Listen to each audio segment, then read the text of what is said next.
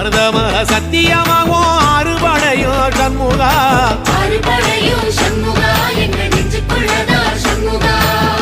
தங்கரதம் ஏறி வந்து நீ எட்டி பாறையா சண்முகா